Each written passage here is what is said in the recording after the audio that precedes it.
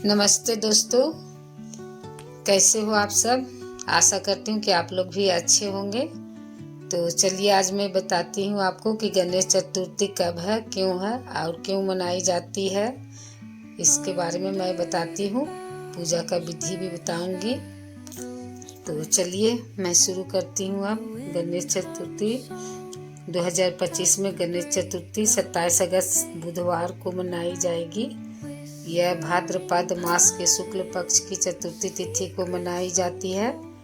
गणेश चतुर्थी भगवान गणेश के जन्मदिन के रूप में मनाई जाती है, जो बाधाओं को दूर करने वाले ज्ञान के देवता और नई शुरुआत के प्रतीक है।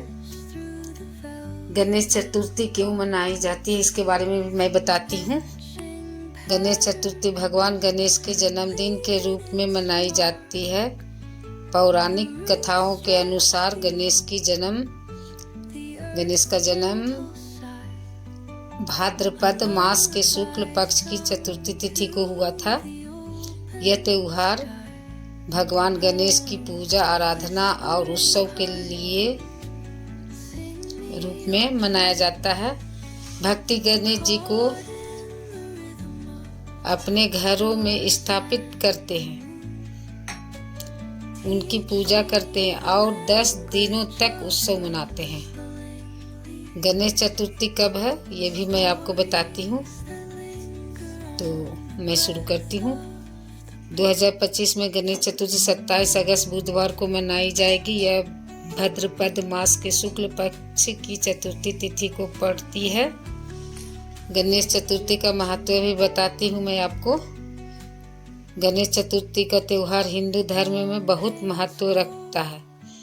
यह त्यौहार भगवान गणेश के जन्मदिन के रूप में मनाया जाता है, जो बाधाओं को दूर करने वाले ज्ञान के देवता और नई शुरुआत के प्रतीक है।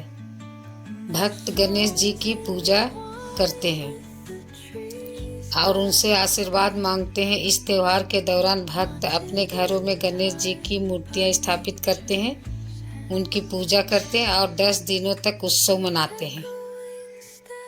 गणेश जी का पूजा का विधि बताते हैं। गणेश पूजा के लिए सबसे पहले स्नान करके शुद्ध वस्त्र पहने, फिर गणेश जी की मूर्ति या प्रतिमा को स्थापित करे, उन्हें तिलक लगाए, धूप दीप जलाए और फिर गणेश जी को फूल, दुभिया घास और मोदक चढ़ाए, आरती करे और मंत्रों का जाप करे। विस्तार में मैं बताती हूँ तैयारी। सुबह जल्दी उठकर स्नान करे और स्वच्छ वस्त्र पहने, पूजा स्थान को साफ करे और गणेश जी की मूर्ति या प्रतिमा स्थापित करने के लिए एक चौकी रखे। चौकी पर लाल कपड़ा बिछाए। मूर्ति स्थापना। गणेश जी की मूर्ति को चौकी पर स्थापित करें। मूर्ति के सामने एक कलश रखे, जिसमें जल भरकर नारियल रखे। कलश पर आम के पत्ते और सुपारी भी रखे।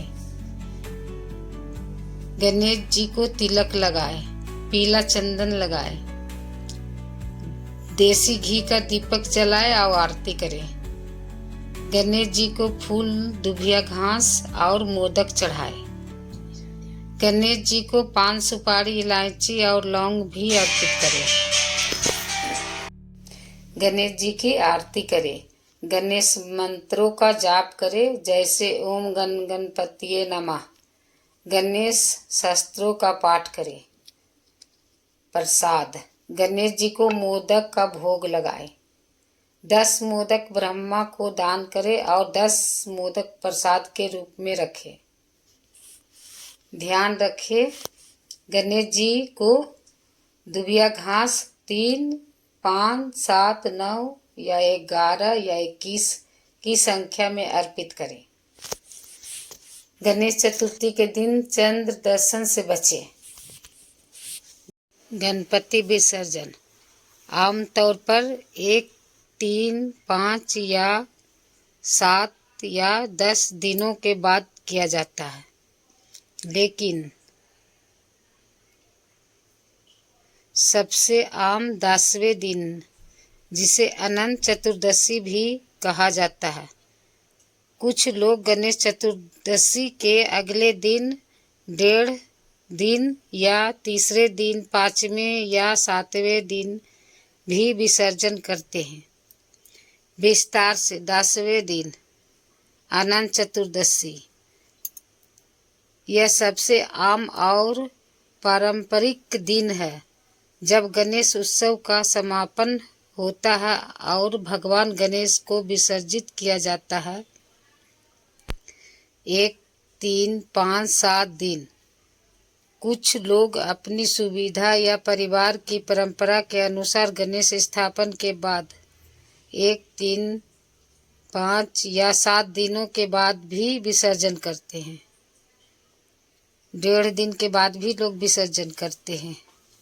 कुछ लोग गणेश चतुर्थी के अगले दिन दोपहर के बाद, जिसे 1.5 दिन कहा जाता है, विसर्जन करते हैं।